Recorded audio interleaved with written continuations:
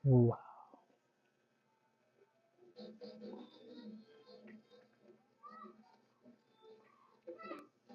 grabe. Hi guys, and for today's video, another skincare review sandwich, which is lotions. And as you can see, bumili pa ako ng isa.